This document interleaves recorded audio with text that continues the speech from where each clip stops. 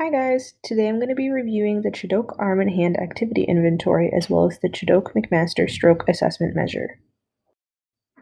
The first one I'll be reviewing is the CAHAI. This inventory was developed in Hamilton, Ontario, Canada by both OTs and PTs and funded by the Ministry of Health and Long-Term Care. The original version was created in 2004 and the additional 3 shortened versions were developed in 2006. Administration time can vary from 15 to 30 minutes depending on the selected version. Additionally, this inventory is completed with a pen and paper at no cost.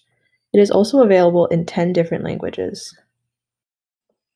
The population that this assessment is standardized for is individuals recovering from a stroke. This assessment is qualified as a performance measure with the use of functional items. The specific areas assessed are upper extremity function and ADLs. It is also important to note that this assessment is designed to measure a client's ability to complete tasks bilaterally with both the affected and unaffected arms. Listed here is all of the possible equipment or materials needed to complete this assessment. As you can see, the longer versions require additional equipment since the client would be assessed on more functional tasks. Here is an example of what the original blank version 13 score form looks like. Some of the tasks listed here and not in the shortened forms include carrying a bag up the stairs, lifting a container from the floor to a table, and cutting medium resistance putty.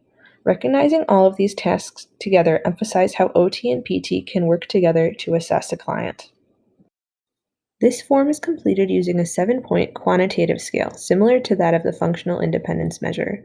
For example, a score of 1 would equate to a client exerting 25% or less effort during the task, while a score of 7 would equate to total independence. Scores could also relate to total time, the use of an assistive device, verbal cues provided, or safety. Lastly, for version 13, a minimum score would be 13, while a maximum score would be 91. Now I will demonstrate the administration and completion of some of the tasks included in this inventory. Hi Megan, so today we're going to go over the Chidok Arm and Hand Activity Inventory, where you'll be doing 7 different tasks just to assess your functional capabilities. So the first task, you will be opening this jar of peanut butter with both hands.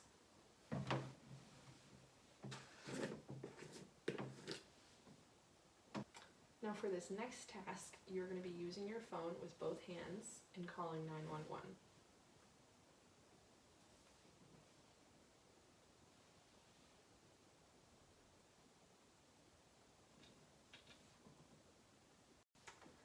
So this next task, you will be drawing a straight line the length of this ruler on this paper with both hands.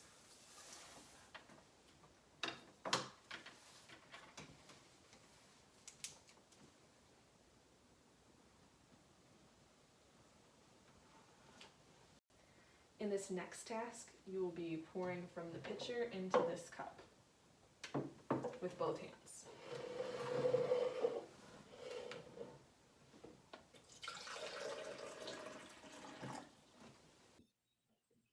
Seen here are the remaining 3 tasks from version 7 of the inventory.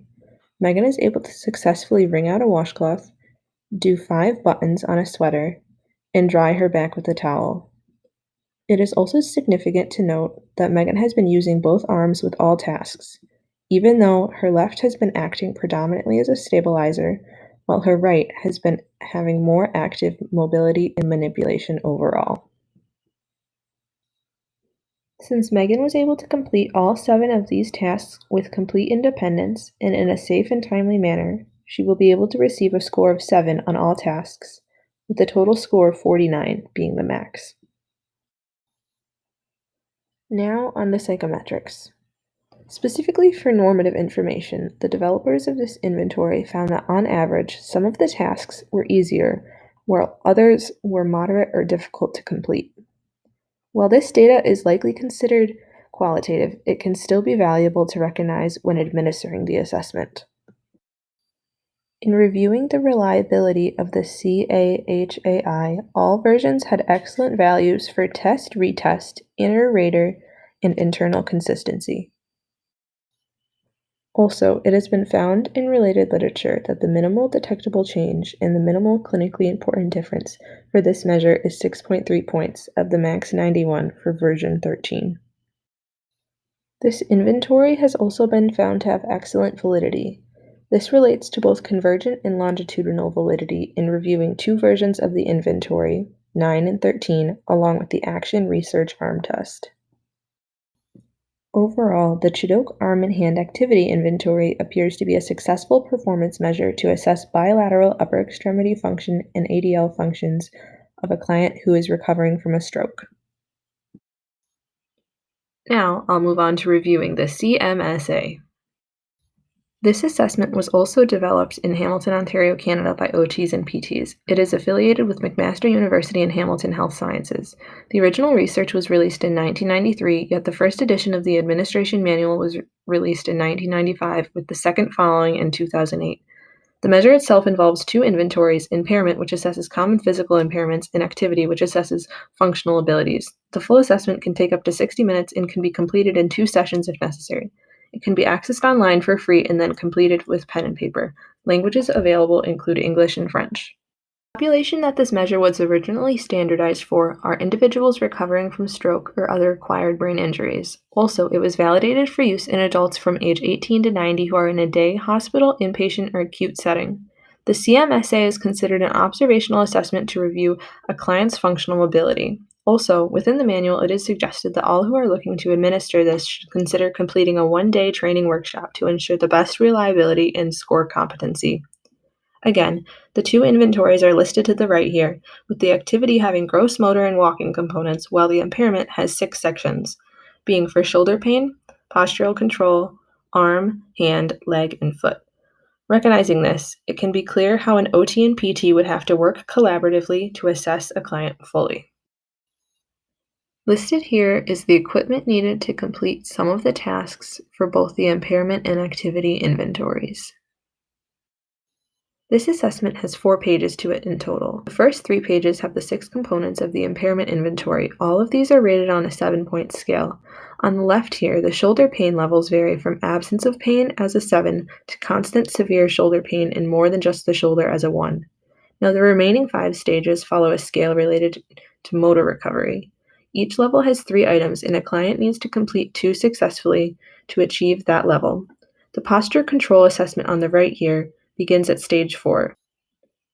Here is page 2 of the score sheet. Again, the arm and hand sections follow the same 7-point scale mentioned earlier.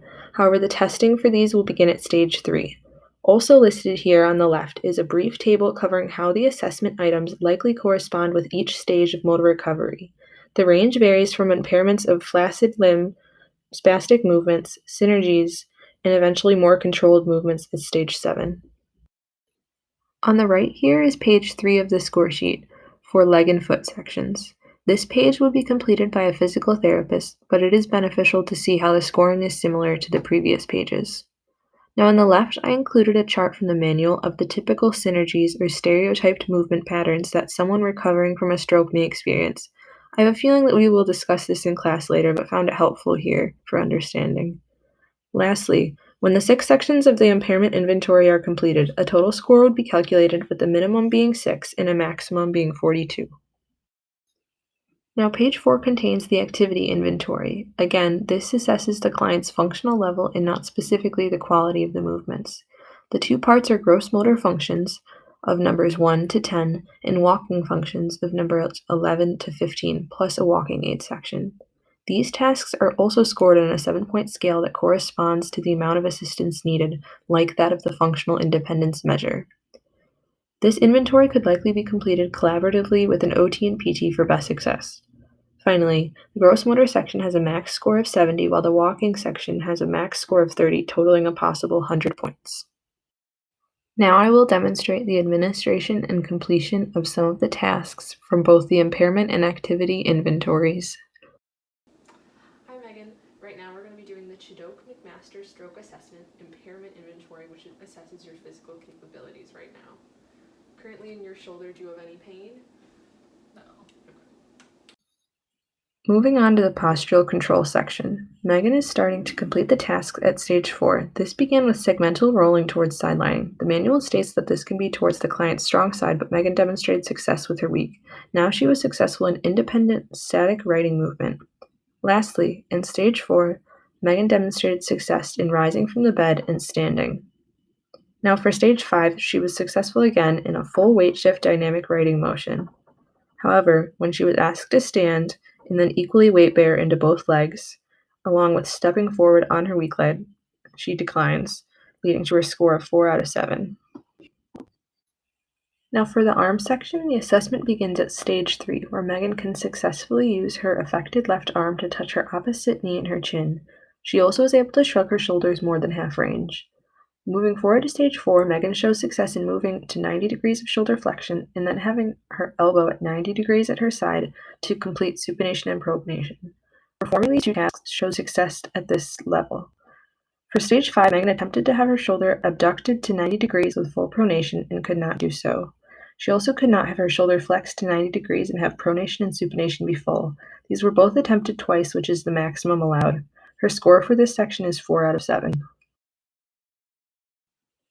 For the hand section, we began at stage 3, where Megan demonstrated more than half range of wrist extension as well as wrist and finger flexion.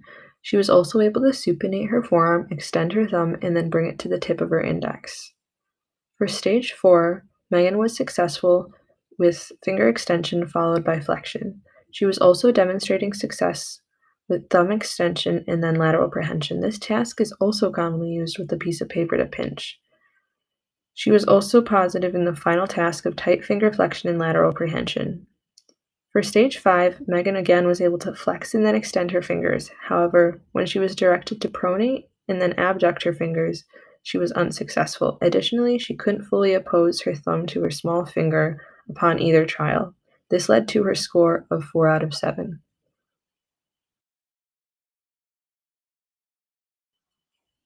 The next section we completed was the gross motor functions on the activity inventory. Here, Megan went from supine to side lying to long sitting on both her strong and weak sides. Then she went from lying to sitting along the side of the bed through her weak left side. This would also be completed with her strong side. Lastly, she was able to safely remain standing for a total of 30 seconds. Here, Megan demonstrated complete independence in transferring to and from bed to a chair with both her strong and weak sides. Since she was independent, safe, and timely with every one of these tasks, she would get a 7 in all. Now, in reviewing the CMSA's psychometrics, the measure had excellent reliability overall. Relating to stroke, the impairment inventory had high inter-rater and intra-rater values, while the activity inventory had high inter-rater and test-retest values. This also rung true with ABIs and a high inter-rater reliability. As for validity, this measure had good criterion or concurrent validity, with both the FIM, Fugl-Meyer test, and Barthel ADL scale. Also, this measure had good construct or component validity with those of the associated FIM and Fugl-Meyer. The developers also determined that the assessment had good content validity since it was supported by much evidence in a full theoretical basis article. Lastly, the MCID was found for the activity inventory for both clients and their caregivers, that being 8 and 7, respectively, out of the max total of 100. Overall, the Chidok-McMaster stroke assessment seems to be a successful observational measure that PT and OT can use together to fully assess motor function of a client recovering from a stroke. So my forum questions are as follows. What could be limitations or limiting factors for either of these assessments? Along with when might you choose one over the other? And if you have any other additional questions, feel free to ask me in the forum.